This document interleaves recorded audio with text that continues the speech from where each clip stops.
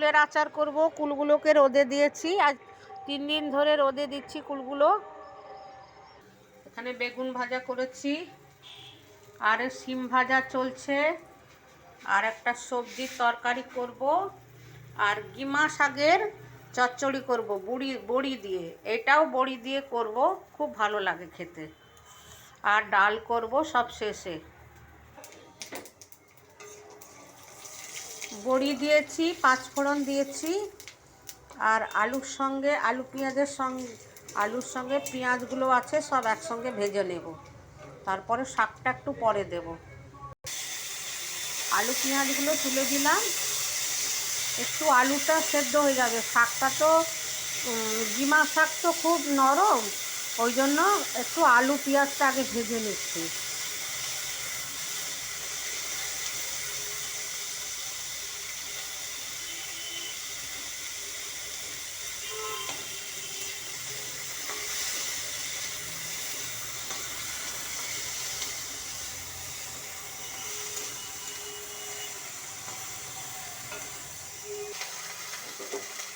ভালো করে আলুগুলো পেঁয়াজগুলোকে কষিয়ে নিয়ে তার সঙ্গে কাঁচা লঙ্কাও দিয়েছি, কষিয়ে নিয়ে এবারে গিমা শাকটাকে দিয়ে দিলাম। এবার একটু নুন হলুদ দেব, আর একটু সর্ষে বাটা দিয়ে ঢাকা দিয়ে দেবো।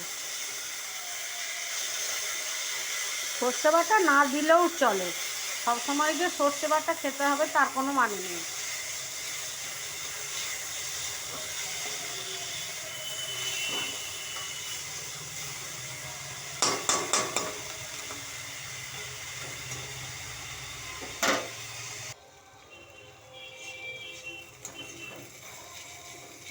হয়ে গেছে তরকারিটা, একটু মাখা মাখা করে নিয়েছি। গিমার তরকারি হয়ে গেছে। এবার একটা সবজি, সব রকম সবজি দিয়ে একটা তরকারি করব। আজকে একটু মাছ খাবো না, কদিন খুব মাছ টাছ খাওয়া হয়েছে।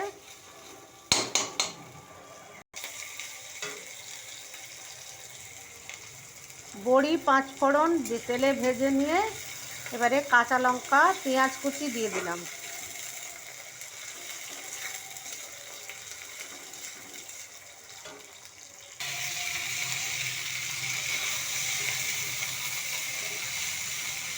সমস্ত সবজিগুলোকে তুলে দিলাম।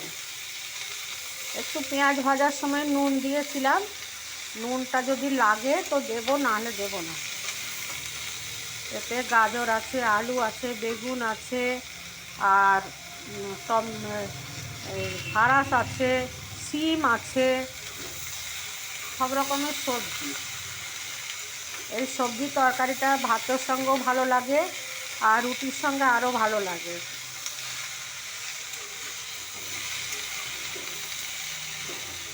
একটু কষানো হোক, তারপরে মশলাটা দেব।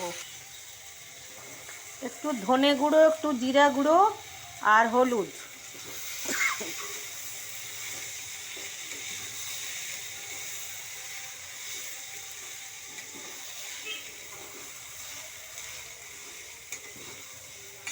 ভালো করে কষতে হবে, কষে সামান্য জল দেব। আর নামানোর আগে একটু মিষ্টি অবশ্যই দেব।